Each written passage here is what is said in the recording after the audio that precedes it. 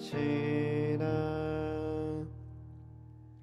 오늘 말씀은 사도행전 6장 1절에서 7절입니다.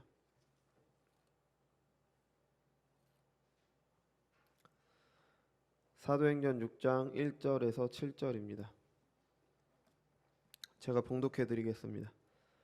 그때 제자가 더 많아졌는데 헬라파 유대인들이 자기의 가부들이 매일의 구제에 빠짐으로 히브리파 사람을 원망하니 12사도가 모든 제자를 불러 이르되 우리가 하나님의 말씀을 제쳐놓고 접대를 일삼는 것이 마땅하지 아니하니 형제들아 너희 가운데서 성령과 지혜가 충만하여 칭찬받는 사람 7을 택하라.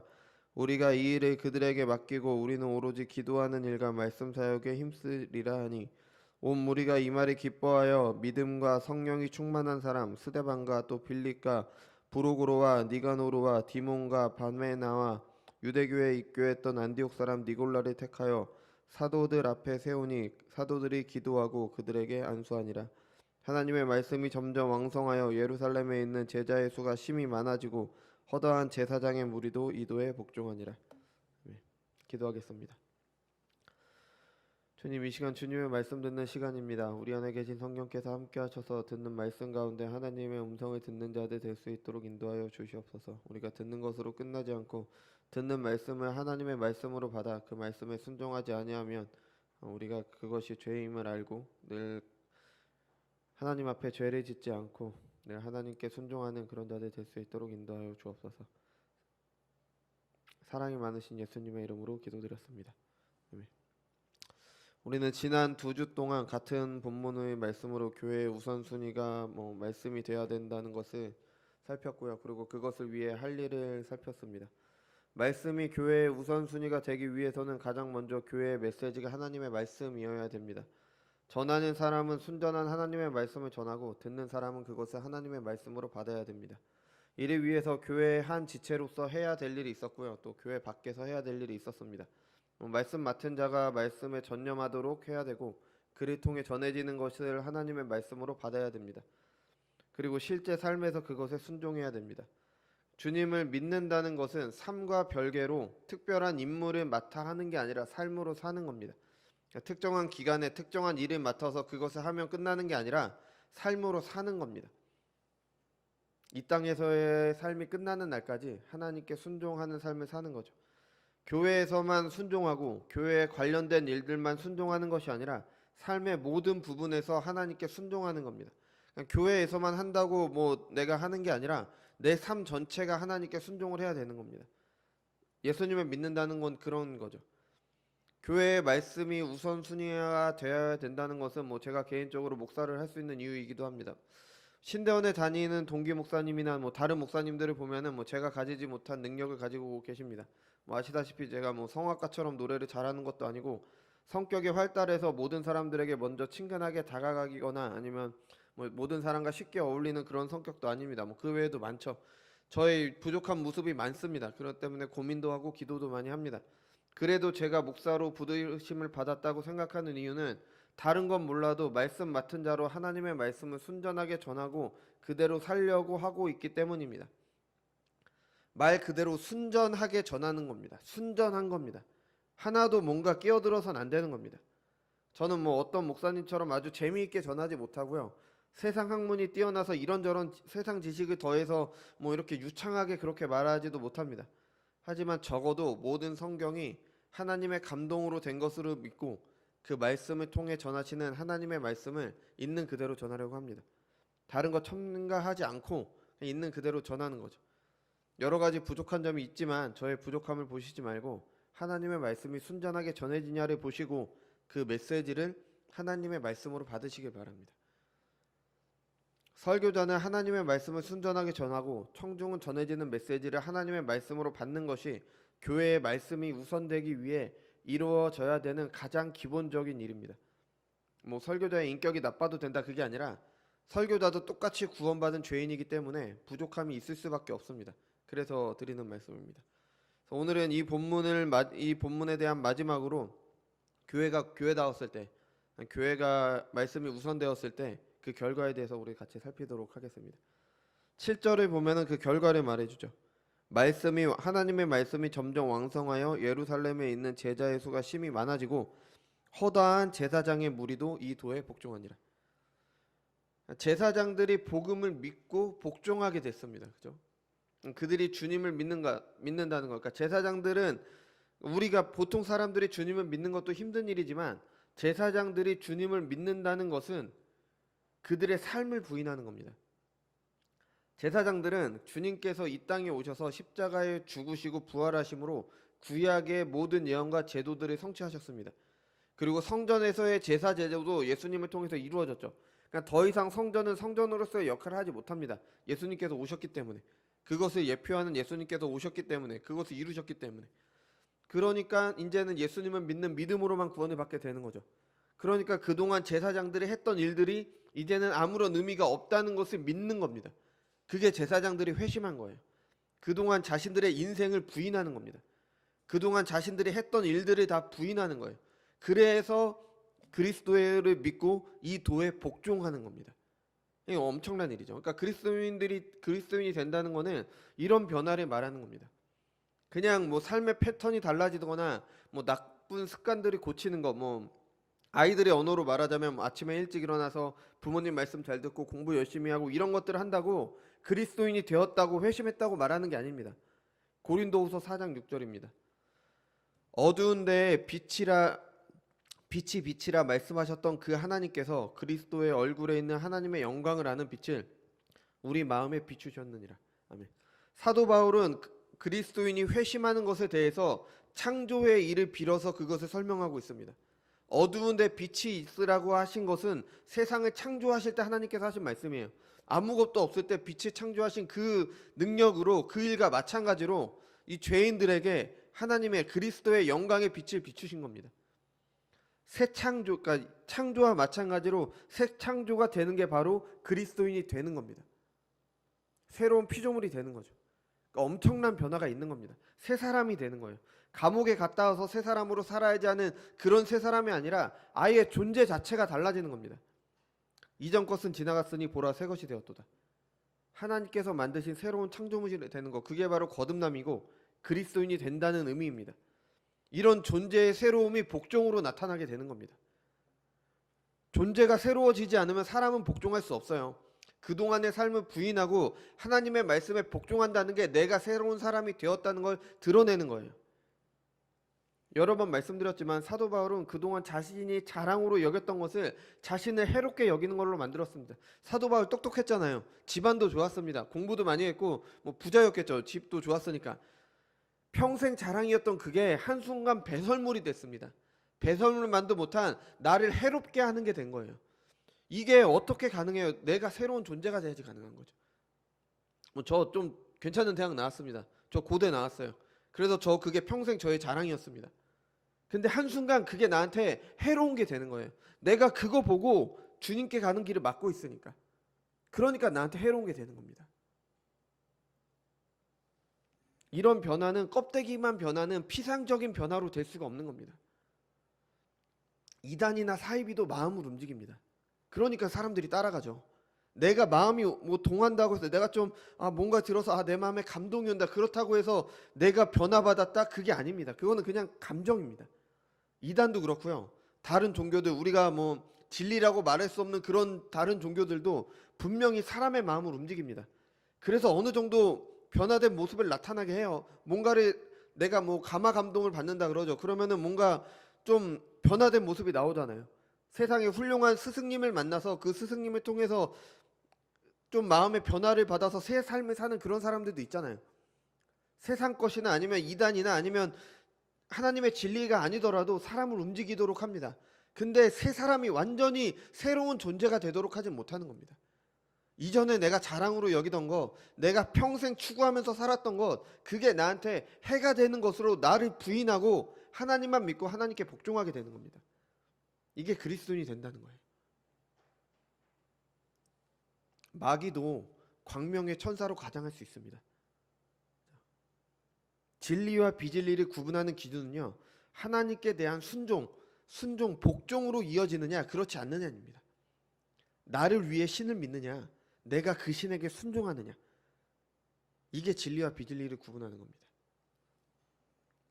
다른 종교들이나 뭐 세상의 여러 가르침들, 이단이나 사이비와 기독교가 결정적으로 다른 게 바로 순종입니다.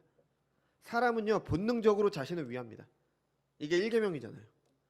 기독교를 제외한 모든 종교는 자신을 위해 신을 섬깁니다. 신을 섬긴다고 말하는데 결국 나를 위해서 섬기는 거예요. 왜냐하면 나한테 이렇게 잘해줄 신을 섬기는 거예요. 내가 왜 신에게 잘못하는 걸 두려워합니까? 그 신을 못 섬겨서 두려워하는 게 아니라 그 신이 내가 못 섬겼으니까 나에게 주는 고통과 고난이 있을까봐 그래서 그 신을 두려워하는 겁니다. 그러니까 결국 나를 섬기는 거예요.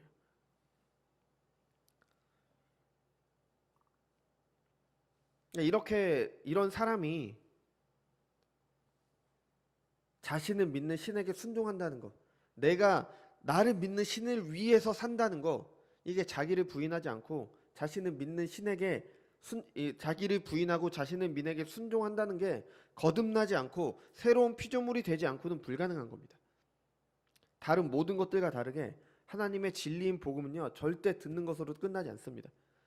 복음은 토론이나 논쟁거리가 아닙니다. 머리도 받아들이는 게 아니에요. 마음의 변화만 있는 것도 아닙니다. 어떤 일을 하겠다라는 의지만의 변화도 아닙니다.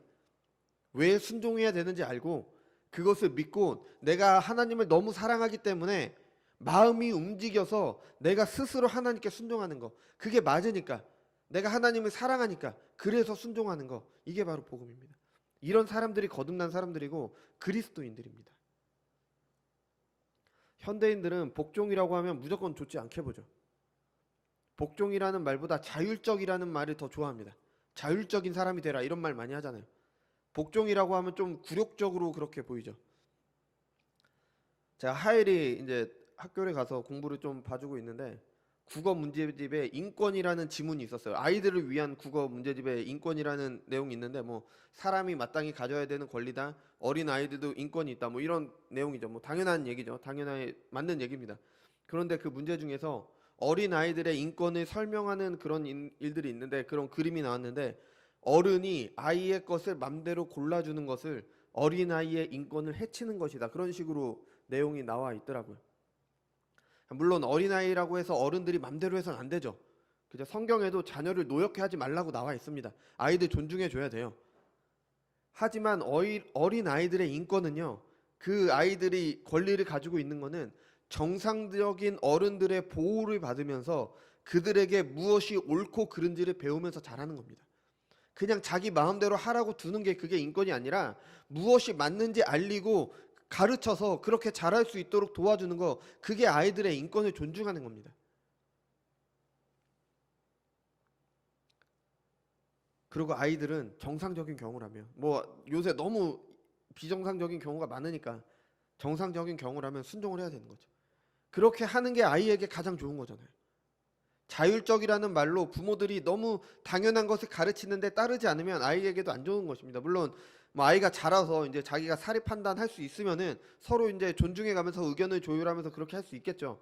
하지만 아무것도 모르는 아이들에게는 가르쳐야 되는 거예요. 무엇이 맞는지 가르쳐 줘야 됩니다. 뭐 인간 부모인 경우에는 사람의 연약함을 가지고 있기 때문에 실수도 할 수 있겠죠. 아이들에게 잘해주려고 한 것도 안 좋은 결과가 나오기도 합니다. 그런데 하나님은 아니잖아요.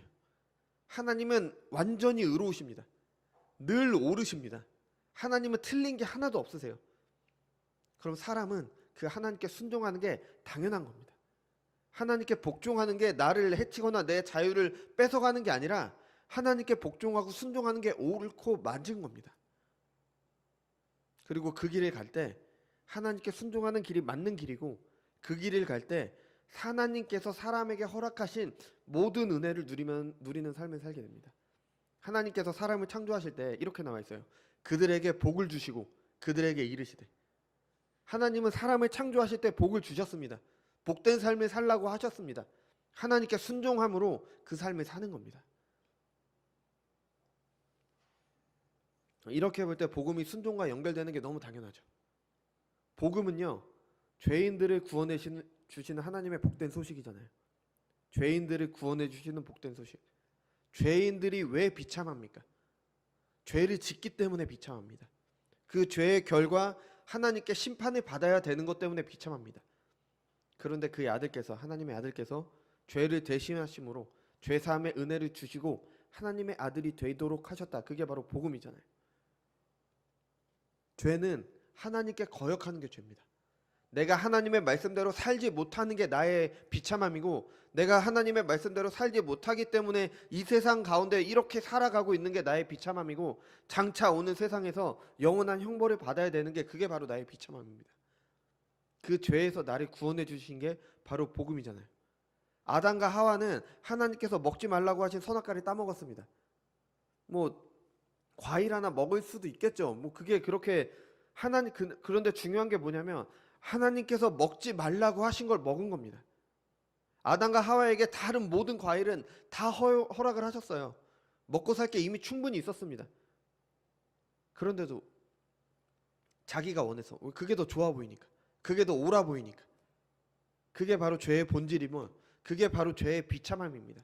하나님께서 옳은 길을 보여주셨는데도 그 옳은 길로 가지 않고 내가 내 마음대로 생각해서 비참함을 스스로 찾아가는 거, 그게 바로 우리의 죄입니다. 그런 죄에서 우리를 구원하신 게 복음이잖아요. 그럼 당연히 그 복음은 스스로 비참함을 찾아가는 그런 그 비참함에서 우리를 구원하시는 복음은 마땅히 우리를 순종으로, 복종으로 이끌게 됩니다. 불순종하는 비참함에서 우리를 구원하신 것이기 때문에. 잠언 5장 6절에서 14절 한번 볼까요?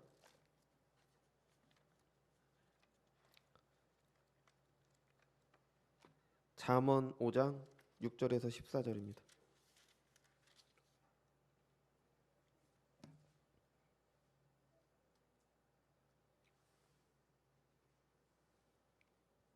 뭐 다 읽으면 좋은데 잠언 5장 7절부터 14절에, 잠언의 내용이 계속 그겁니다. 훈계를 멸시하지 말고 교훈을 잘 듣고 순종하라. 그렇지 못하면 잘못된 길로 가게 된다. 그러니까 순종하라. 잠언이 계속 그 얘기잖아요. 근데 그 중에서 제가 한 부분만 읽어보겠습니다. 7절부터 14절까지만 읽어보겠습니다. 그런즉 아들들아, 나에게 들으면 내 입의 말을 버리지 말고 내 길을 그에게서 멀리하라. 그의 집 문에도 가까이 하지 마라. 여기서 그는 음녀를 말합니다. 위에 음녀가 나오죠. 두렵건대 내 존영이 남에게 잃어버리게 되고 내 수완이 잔인한 자에게 빼앗기게 될까 하노라. 두렵건대 타인이 내 재물로 충족하게 되며 내 수고한 것이 외인의 집에 있게 될까 하노라. 두렵건대 마지막에 이르러 내 몸 내 육체가 쇠약할 때에 내가 한탄하여 말하기를 내가 어찌하여 훈계를 싫어하며 내 마음이 꾸지람을 가벼이 여기고 내 선생의 목소리를 청종하지 아니하며 나를 가르치는 이에게 귀를 기울이지 아니하였던고. 많은 무리들이 모인 중에서 큰악에 빠지게 되었노라 하게 될까 염려하노라. 아멘. 이게 순종하지 않는 사람들의 마지막 모습인 겁니다. 경고하고 있는 겁니다. 이렇게 되지 않게 내 말에 순종하라. 이런 비참함에서 건져시는 하나님께서 순종하도록 하시는 은혜를 입은 겁니다. 그게 바로 복음의 은혜인 거예요. 주님의 은혜인 겁니다. 그러니까 죄사함의 은혜는 당연히 순종, 복종으로 이어지게 되는 겁니다. 하나님께 복종하는 게 굴욕적인 게 아닙니다. 내 마음대로 사는 게 비참한 겁니다. 하나님께 순종하는 게 옳은 길, 바른 길을 가는 겁니다. 로마서 16장 25절에서 26절입니다.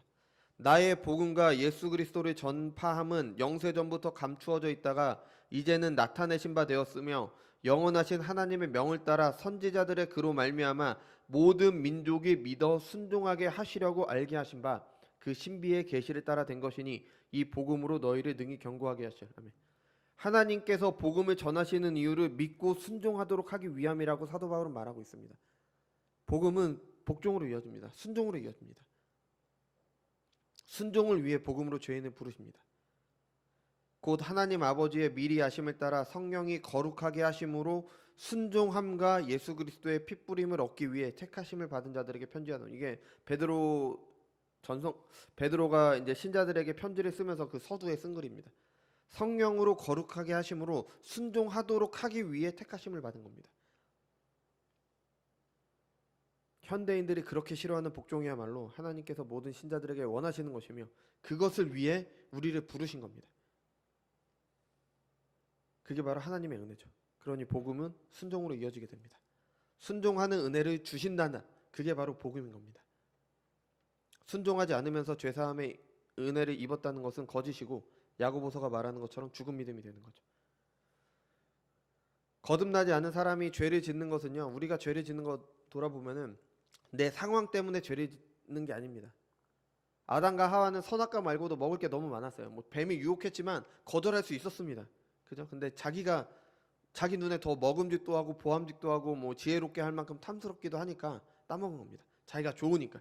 그게 더 좋아 보이니까. 죄를 짓지 않을 수 없어서, 죄를 짓지 않으면 악마가 나를 괴롭히니까, 죄를 짓지 않으면 악마가 나를 죽일 것 같으니까, 그래서 죄를 짓는 게 아닙니다. 그냥 죄를 사랑하는 겁니다. 뭐 사탄이 유혹하죠. 유혹이 있을지라도 내가 죄를 사랑하니까 죄를 짓는 겁니다. 내가 그게 더 좋아 보이니까. 그래야 내가 살 것 같으니까.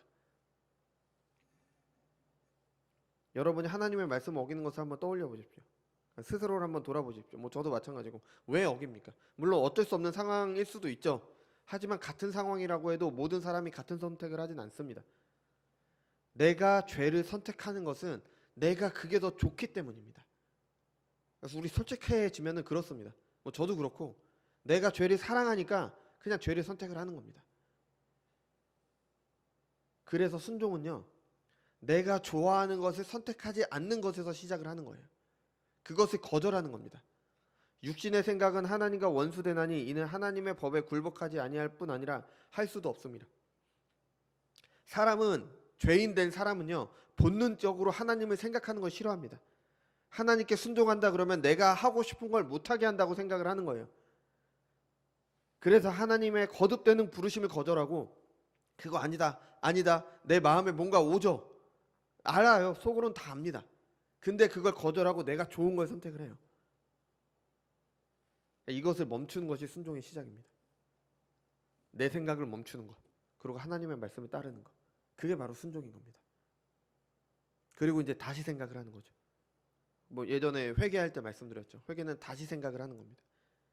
제사장들이 자신들의 인생을 부정했잖아요. 내가 그동안 이렇게 이걸 위해서 살았는데 이게 아니라 이제 주님을 믿어서 구원을 받는구나.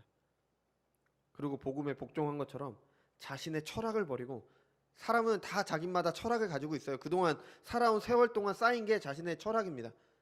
아무리 어리더라도 다 가지고 있어요. 그 철학을 버리고 복음으로 다시 생각합니다. 자신의 죄와 무력감과 실패를 깨달아서, 우리 찬송 중에 이런 찬송 있잖아요. 천부여 의지 없어서 손들고입니다. 내가 의지할 데가 없다는 걸 알고 내가 아무것도 아니라는 걸 알기 때문에 하나님께 그렇게 손들고 나가게 되는 거죠. 이렇게 자신에 대해서 생각을 바꾸는 게 바로 회개하는 거죠. 이 회개가 바로 믿음에서 나오는 거고, 이 회개의 결과 순종하게 되는 겁니다. 내가 틀렸으니까, 하나님이 옳으시니까 그 길을 가게 되는 거죠. 마음은 없는데 몸만 따르는 게 순종이 아닙니다. 마음은 전혀 다른 데가 있는데 예배 1시간 참여한다고 내가 주의를 지키는 게 아닙니다. 내가 하나님께 순종하는 게 아니에요. 마음은 나를 위하면서 나를 위해서 벌 받을까 봐 두려워서 순종하는 것도 아닙니다. 내가 틀리고 하나님께서 옳으시다는 것을 아는 사람들이 그걸 마음으로 인정하고, 내가 하나님이 나를 너무 사랑하시니까, 사랑하시는 그 하나님께서 그의 아들인 나에게 하라고 하신 그 일이 당연히 내게 맞다는 것을 인정하고 그것에 순종하는 것, 그 길을 따르는 것만이 내가 살 길임을 인정하고, 이런 나라도, 이런 부족한 나라도 내가 하나님께 가면은 하나님께서 나를 받아주실 것임을 확신하면서 이렇게 손들고 가는 것, 그게 바로 순종입니다. 그리고 이런 순종을 하는 사람들은 교회와 함께 하기를 원하게 돼요. 어릴 때 친구들을 만나면 아주 즐겁습니다. 초등학교 동창들을 만나면 즐겁죠. 함께 추억할 수 있는 일을 떠올리면서 아주 즐겁습니다. 근데 처음 만났을 땐 반갑고 즐거운데 한 2번, 3번, 4번 이렇게 만나면은 할 얘기가 없어요. 왜냐면 살아가는 삶이나 관심사가 전혀 달라졌기 때문에. 그렇죠? 하나님께 순종하는 신자들도 마찬가지예요. 세상과 구별됐잖아요. 세상에 속하지 않습니다. 세상 사람들은 어떻게 하면 조금이라도 더 잘 살아볼까를 고민할 때, 신자들은 어떻게 하나님께 순종을 할까 고민하고 기도합니다. 관심사가 다르죠. 전혀 다른 삶의 패턴을 갖게 됩니다. 그러니까 세상과의 할 말이 없어지는 거예요, 점점. 그래서 자신과 같은 사람들과 하나가 되기를 원합니다. 그래서 교회 성도들과의 교제를 원하게 되는 겁니다. 이런 순종에 대해서 하나님의 계신 성경이 우리에게 계속 말을 해주고 있습니다. 뭐 순종해야 된다는 것뿐 아니라 순종해야 되는 이유, 어떤 것이 순종이며 순종하는 삶이 어떠해야 된다는 것, 우리가 살펴본 것처럼 성경이 증언해주고 있죠. 그리고 우리가 오후에 하는 십계명에도 아주 잘 나와 있습니다. 근데 막상 우리의 삶을 보면 다 알아도, 물론 다 모르기도 하지만 다 알아도 순종하지 못합니다. 모르는 것 자체가 죄입니다. 하나님께서 계시로 주셨으니까요. 그것을 알려고 하지 않는 것 자체도 죄입니다. 하지만 다 안다고 해도 못합니다. 그래서 순종하라는 명령이 성경에 계속 나오는 이유이기도 하죠. 사람은 스스로 순종할 수 없습니다. 참된 믿음을 가진 신자라고 해도, 순종하려고 마음을 먹는 신자라고 해도 순종할 수 없습니다. 내 속사람으로는 하나님의 법을 즐거워하되 내 지체 속에서 한 다른 법이 내 마음의 법과 싸워 내 지체 속에 있는 죄의 법으로 나를 사로잡는 것을 보는도다. 오호라, 나는 공고한 사람이로다. 이 사망의 몸에서 누가 나를 건져내리. 사도 바울의 이 고백이 모든 신자들의 고백이잖아요. 하나님의 말씀에 순종하려고 하는데 못하는 나를 발견하게 됩니다. 뭐 정도의 차이는 있을 수 있겠지만 이건 모든 신자들의 고민입니다. 죽는 날까지 그렇게 고민을 하는 겁니다. 그래서 우리는 늘 하나님 앞에 고백할 죄가 있는 거죠. 그래서 우리에게 가장 필요한 게 바로 기도인 겁니다. 기도가 절실하게 필요한 겁니다. 사도들이 말씀에만 전념한다고 하지 않았잖아요. 기도와 말씀에 전념한다고 했습니다. 기도와 말씀은 늘 함께 가는 겁니다. 로이드 존슨 목사님께서 이렇게 말씀하셨어요. 기도로 복음을 에워싸지 않을 때 적절하게 전달될 수 없다. 사람들은 복음을 싫어하기 때문에 복음을 거절합니다. 그런 사람들에게 복음을 전하고 그 복음을 통해 거듭나서 순종하게 하는 일은 사람의 노력만으로 될 수가 없는 겁니다. 기도가 필요한 겁니다. 성령께서 일하셔야 되는 거예요. 사람들이 복음을 받아들이지 않는 것과 관련해서 뭐 교회가 세상과 다른 언어를 사용하기 때문에 사람들이 이해하지 못하는 것이다라고 이야기를 합니다. 그래서 뭐 이 시대가 이해할 수 있는 언어로 성경을 새롭게 써야 된다. 이 시대가 이해할 수 있도록 설명해야 된다. 뭐 이런 생각이 합리적으로 보일 수 있겠지만 전적으로 부패한 사람을 모르기 때문에 하는 말입니다. 이건 두 가지 극단이 있어요. 사람들의 지적 수준이 높아졌으니까 뭐 보다 지적인 방식으로 설명을 해야 된다. 철학, 과학 지식 등 발전한 학문을 사용해서 성경을 설명해야 현대인들이 이해할 수 있다. 다른 한쪽은 신앙은 머리로 하는 게 아니다. 사람들에게 감동을 줘서 마음을 움직여야 된다. 성경에서 말하는 진리들 사람들이 이해 못한다. 그러니까 듣는 사람들의 수준을 생각해서 그들의 감상할 만한 것, 마음을 움직일 만한 것들을 말해서 사람들이 교회에 오도록 해야 된다. 제가 느끼기에는 얼마 전까지는 지식을 더 많이 언급했다면 요즘 시대에는 감정을 좀 더 움직이려는 것들이 두드러지게 나타납니다. 이 둘 모두 잘못된 접근입니다. 세상 학문으로 성경을 잘 설명한다고 해도 사람들은 믿지 않습니다. 또 세상 학문으로 우리의 짧은 지식으로 성경을 다 잘 설명할 수가 없습니다. 유한한 사람이 무한하신 하나님의 계시를 완전히 다 설명할 수 없어요. 성경에 기록된 것만 알 수 있기 때문에 주어진 계시를 믿어야 되는 영역이 있습니다. 하나님께서 세상을 창조하셨습니다. 우리는 이거 믿습니다. 그죠? 여러 가지 근거들이 있죠. 근데 그 근거들이 모든 것을 증명해 주진 않습니다. 예수님께서 우리의 죄를 위해 돌아가셨다. 예수님께서 이 땅을 살아가시고 죽으셨다가 부활하신 근거들이 있습니다. 근데 그게 우리의 죄를 위한 죽음이었다는 건 성경만이 말하고 있는 겁니다. 그러니까 그 신비를 설명할 수가 없는 거예요. 반대로 이 모든 진리들을 두고 감정만 움직이는 것은 잘못입니다. 이게 더 큰 문제입니다. 이거는 이단이나 사이비가 하는 거예요. 감정 움직여서 그들을 이용해 먹는 거. 듣는 사람들을 유혹하는 겁니다. 마음을 움직여서 얻어내는 속이 뻔히 보이는 그런 속임수죠. 그런 일들이 실제 잘못된 교회들 가운데 나타나고 있습니다.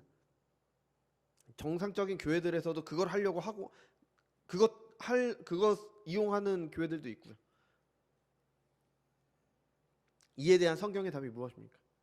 기도입니다. 기도.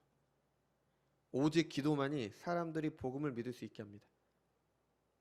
사도들이 기도에 전념한 이유는요, 복음을 전하는 자신들 때문입니다. 성전 지도자들이 평가했듯이요, 사도들은 학문이 없는 일반 사람들이었습니다. 게다가 그들이 전해야 되는 것은 사람들이 불편해하는 하나님의 진리입니다. 헬라인은 미련하다고 하고 유대인들은 거치는 것이라고 했던 그 복음을 평범한 사람의 힘으로 전할 수가 없겠죠. 세상 학문이 훌륭하다고 복음을 잘 전하는 것도 아니에요. 고린도전서 2장 3절에서 5절입니다. 찾아서 읽어볼게요. 고린도전서 2장 3절에서 5절입니다.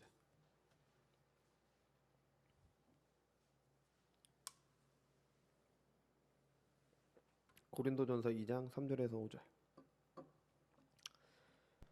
제가 봉독해 드리겠습니다. 내가 너희 가운데 거할 때 약하고 두려워하고 심히 떨었노라. 내 말과 내 전도함이 설득력 있는 지혜의 말로 하지 않고 다만 성령의 나타나심과 능력으로 하여 너희 믿음이 사람의 지혜에 있지 아니하고 다만 하나님의 능력에 있게 하려 하노라. 아멘.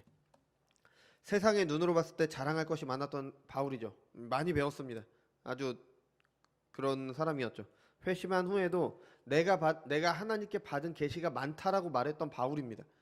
근데 그 바울이 실제 보면은 신약 성경의 반 이상을 저작한 게 바울이잖아요. 근데 그런 바울도 복음을 전할 때는 두렵고 떨림으로 전했습니다. 그가 전하는 것이 하나님의 진리이기 때문에 혹시라도 자신의 연약 때문에 잘못 전해질까봐. 1절에 보면은 말과 지혜의 아름다운 것으로 전하지 않았다고 그렇게 말을 하고 있습니다. 사람의 방편에 의지해서는 복음을 전할 수가 없습니다. 전하는 사람이 어떤 사람이냐, 방식이 무엇으로 사용을 하느냐, 일정 부분 역할을 할 수도 있겠죠. 하지만 그것으로 사람들이 복음에 설득되지 않습니다. 사람의 역사 가운데 보면은 그 복음이 전하는 것이 쉬웠던 적이 한 번도 없었습니다. 지금 시대만 어려운 게 아닙니다. 하나님의 택함 받은 민족인 이스라엘도 복음을 거절했습니다. 하나님께서 그들의 역사 가운데 주신 계시에도 분명히 나타난 메시아를 거절하고 죽인 게 유대인들입니다. 하나님께서 계시로 주신 율법을 연구하는 사람들, 서기관들도 예수님을 거절했고요. 예수님을 예표하는 제사를 드리던 제사장들도 예수님을 거절했습니다. 구약의 선지서를 봐도 그렇죠. 저는 여러 선지서 중에서 특히 아모스서를 읽다 보면은 지금 시대의 모습을 그대로 보여주는 듯합니다. 여로보암 2세였잖아요. 분명히 풍요로워졌습니다. 우리도 풍요로워졌어요. 근데 사람들은 그 풍요를 가지고 하나님을 거역하는 데 사용을 합니다. 하나님께서 풍요롭게 하셨다면 약자들도 돕고 그래야 되는데 더 착취를 하죠. 더 가지려고 안간힘을 씁니다. 이런 욕망 때문에 더 하나님을 거역합니다. 아모스 8장 4절 일부분만 읽어드릴게요. 가난한 자를 삼키며 땅에 힘없는 자를 망하게 하려는 자들아, 이 말을 들으라. 너희가 이르기를 월삭이 언제 지나서 우리가 곡식을 팔며 안식일이 언제 지나서 우리가 밀을 내게 할꼬, 에바를 작게 하고 세계를 크게 하여 거짓 저울로 속이며 은으로 힘없는 자를 사며 신 한 켤레로 가난한 자를 사며 찌꺼기 밀을 팔자 하는도다. 아멘. 그렇게 풍요로움을 주셨음에도 불구하고 하나님의 말씀 지키지 않고 세상 착취하고 약자들 착취하고 내가 가진 힘과 권력으로 더 약한 사람들 괴롭히고, 그게 아모스 시대의 모습이었습니다. 그리고 우리 시대의 모습이잖아요. 우리나라 이 정도면 잘 살잖아요.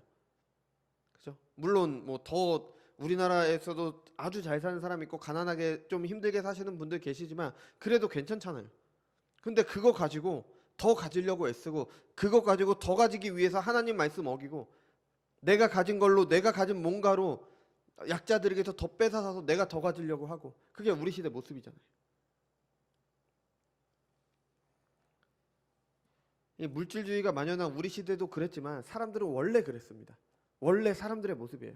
그러니까 복음이 전해지기가 쉬웠던 적이 한 번도 없습니다.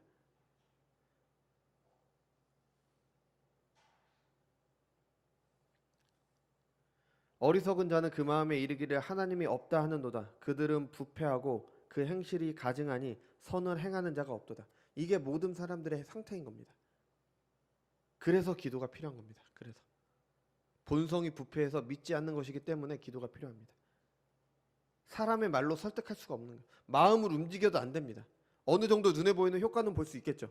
심리학을 활용한 방법이라든지 상담하기라든지 어느 정도 눈에 보이는 효과를 거둘 수는 있을 겁니다. 하지만 그것이 진리를 믿고 주님을 믿고 새 사람이 되도록 하진 않습니다. 거듭나도록 하지 않는 거예요. 성령께서 일하셔야 됩니다. 이거는 저도 경험했던 거고요. 주변에서 많이 경험했던 일입니다. 사람이 다른 방법으로 사람을 변화시킬 수는 없습니다. 내가 변화되는데 뭔가 다른 사람이 뭔가 방법을 써서 내가 변화되지 않습니다.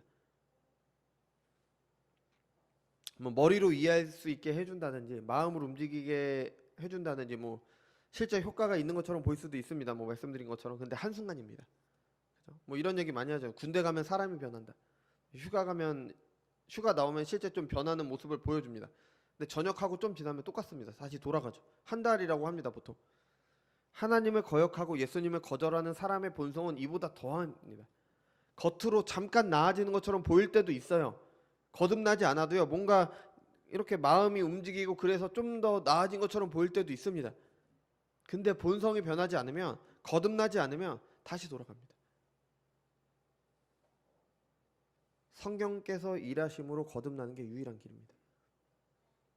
그 일은 사람이 할 수 없는 거죠. 예수님을 찾아온 부자 청년과 대화 후에 예수님께서 부자가 하나님 나라에 가는 것이 낙타가 바늘기에 들어가는 것보다 어렵다고 하셨습니다. 그죠? 불가능한 거죠. 낙타가 바늘기에 들어가지 못하니까 부자가 하나님 나라에 못 들어간다, 이런 말씀을 하신 겁니다. 그들의 생각에는, 그 제자들의 생각은 이거랑 달랐으니까 놀랍니다. 그러니까 제자들이 왜 놀랐냐? 그들의 생각에는 부자는 하나님께 순종해서 하나님의 축복받아서 부자가 된 것인데, 그런 사람들이 하나님 나라에 들어가지 못한다는 예수님의 말씀이 이해가 안 된 거죠. 잘못 생각한 거죠. 그래서 묻습니다. 누가 갈 수 있습니까? 예수께서 그들을 보시며 이르시되 사람으로는 할 수 없으나 하나님으로서는 다 하실 수 있느니라. 아멘. 부자냐 가난하냐 그게 중요한 게 아닙니다. 복음을 듣고 믿어 하나님의 자녀가 되고 주님의 제자가 되고 그런 거는 사람으로는 할 수 없습니다. 하지만 하나님께서 하실 때 되는 겁니다. 그래서 기도를 해야 되는 거죠. 하나님께서 구원받을 사람들을 미리 선택해 놓으셨다는데 기도해도 소용없는 거 아니냐, 이런 생각하실 게 아닙니다. 우리는 누가 하나님께서 누구를 선택하셨는지도 모릅니다. 그죠? 나중에 천국 가서 알 수 있습니다. 내 사랑하는 가족, 친구 중 뭐 누구라도 참으로 주님을 믿고 거듭나 하나님께 순종하기 바란다면, 또 내가 참으로 하나님을 믿고 거듭나서 순종하기 바란다면 하나님께서 들어주실 줄로 믿고 끝까지 기도하는 겁니다. 그리고 그 기도는 말로만 끝나지 않죠. 내가 간절히 원하는 거 하나님께 기도하는 거잖아요. 말로만 기도하면 그거는 하나님 앞에 내가 거짓말하는 거예요. 하나님, 저 이것 하고 싶습니다. 하나님께 간절히 기도하는데 실제로 내가 삶에서 그걸 위해서 노력을 안 해요. 그거는 가짜입니다. 위선입니다. 내가 뭔가 기도를 했다, 내가 하나님께 뭔가 기도를 했다, 그럼 나도 그걸 위해서 뭔가를 하게 되겠죠. 하나님께서는 그걸 통해서 우리의 기도를 들어주시는 겁니다. 내가 할 수 있는 것 하면서 하나님께서 성령을 통해 일하실 것을 기대하면서 기도하는 겁니다. 그럴 때 우리가 제 입장에서는 제가 전하는 복음이 하나님의 말씀이 되는 거고요. 들으시는 분들은 하나님의 말씀으로 받게 되는 거고, 그 말씀을 통해서 우리가 거듭나고 우리가 주변에서 거듭나기를 바라는 사람들이 거듭나서 하나님께 순종하는 일이 있게 되는 겁니다. 하나님의 말씀이 교회의 우선순위가 되어야 된다는 것에서 우리는 3주 동안 살폈습니다. 그죠? 너무 당연하잖아요. 너무 당연한 말입니다. 하나님의 말씀은 교회에서 우선이 되어야 됩니다. 근데 실제로는 그렇지 않습니다. 어떻게 생각하실지 모르겠지만 많은 경우에 교회의 메시지가 하나님의 말씀이 아니기도 합니다. 성경에 나오는 단어나 표현을 사용하고 성경 구절을 인용한다고 해서 하나님의 말씀이 아니라 사람의 생각을 정당화하기 위해 이용하는 경우도 있습니다. 우리 교회만 하나님의 말씀이 있다, 우리 교회만 참된 교회고 나머지는 저만 참된 설교자다, 이런 말씀 드린 게 아니라 저도 연약한 구원받은 죄인일 뿐입니다. 사도 바울도 두렵고 떨림으로 했던 것처럼 열심히 준비한다고 해도 이게 정말 하나님의 말씀을 전하는 건가? 내가 정말 여기서 말하는데 하나님의 말씀을 전하고 있는가? 그런 고민할 때도 많고요. 존경하는 목사님들과 비교했을 때 여전히 부족함을 많이 느낍니다. 또 많은 곳에서 하나님의 말씀을 순전하게 전하기 위해 몸부림치시는 분들이 계십니다. 하지만 더 많은 곳에서 하나님의 말씀이 아닌 다른 것으로 교회를 유지하고 성도들이 유지하는데 급급한 교회들이 있습니다. 교회에 다니시는 분들 가운데서도 그런 곳에서 선포되는 나의 욕망을 채워주는 메시지, 그런 교회가 줄 수 있는 세상의 것들, 그런 것들이 좋아서 다니시는 분들이 계십니다. 그분들은 종교 활동을 하는 겁니다. 예수님을 믿는 게 아닙니다. 그래서 하나님께 순종하는 것에도 관심이 없는 거죠. 그러니까 하나님께 순종하는 데 관심이 없으니까 그것을 위해 기도할 필요가 없습니다. 그러니까 기도의 내용이 오직 내 필요를 위한 기도가 되는 거죠. 아, 하나님 이거 해주세요. 하나님 저거 해주세요. 하나님 저 이렇게 힘든데 어떻게 좀 안 될까요? 하나님께 순종을 위한 기도는 하나도 없는 겁니다. 여러분, 교회가 있는 이유는요, 하나님의 말씀을 듣고 믿어 거듭난 사람들이 하나님께 순종함으로 하나님의 말씀을 세상에 전하기 위함입니다. 이게 교회가 있는 이유입니다. 그렇지 않은 교회는 있을 필요가 없습니다. 이스라엘이 바벨론의 포로에 끌려갔잖아요. 하나님께서 이스라엘을 부르신 이유, 그들에게 가나안 땅을 주셔서 그들을 택함 받은 민족으로 이스라엘이라는 나라를 이루신 이유, 그들에게 율법을 주시고 그들의 하나님이 되신 이유는 그들이 하나님의 말씀을 듣고 순종함으로 하나님 나라를 이루도록 하기 위함입니다. 하나님의 뜻대로 사는 게 얼마나 좋은 것인지 보여주기 위한 거예요. 근데 못하니까 바벨론의 포로로 가는 거죠. 필요가 없는 겁니다. 오늘 전해진 순종과 기도, 교회에 한 번이라도 가본 사람이면 들어본 말이죠. 근데 순종이 무엇인지를 성경이 아닌 세상 학문으로 설명을 합니다. 순종, 복종이라는 말이 싫어하니까 적당히 듣기 좋을 정도로만 설명을 하죠. 또 기도를 다른 종교들, 하나님을 믿지 않는 사람들이 막연하게 소원을 이루기 위해 비는 기도와 같이 설명을 합니다. 끝까지 기도해라. 그럼 이루어 주실 것이다. 끝까지 기도해라. 그게 중언부언하는 기도잖아요. 예수님께서 하지 말라고 하신 거. 그거 하나님의 말씀을 순전하게 전하는 게 아닙니다. 하나님의 말씀을 왜곡하는 겁니다. 하나님께서는 하나님께 전적으로 순종하도록 하시기 위해 죄인 가운데 구원한 자들을 택하셨습니다. 그들이 하나님의 말씀을 듣고 믿고 순종하는 모든 삶은 절대 스스로 불가능하기 때문에 성령의 도우심을 구하는 기도가 필요합니다. 말씀이 우선이 되는 교회는요, 이런 순종을 해야 되고요, 이런 순종을 위한 기도가 끊이지 않아야 됩니다. 그리스도인이 된다는 것은요, 누구를 믿는지 알고 무엇을 믿는지 아는 겁니다. 그리고 성령의 도우심으로 온 힘을 다해 그 아는 것대로 하나님께서 내게 알게 하셔서 나에게 거듭나게 하신 그대로 사는 겁니다. 의롭게 사는 거, 옳게 사는 겁니다. 그것이 하나님께 순종하는 삶이고, 주님께서 채찍을 맞으시고 죽으시면서 우리를 살리신 이유가 바로 그것 때문입니다. 오늘 말씀을 통해 나는 그렇게 살고 있나? 나는 무엇을 위해 기도하고 있나? 돌아보시기 바랍니다. 이런 순종과 기도가 교회에 있는 것이 교회 안에 말씀이 왕성해지는 겁니다. 우리 교회에게 이런 은혜가 허락되기 바랍니다. 같이 기도하겠습니다.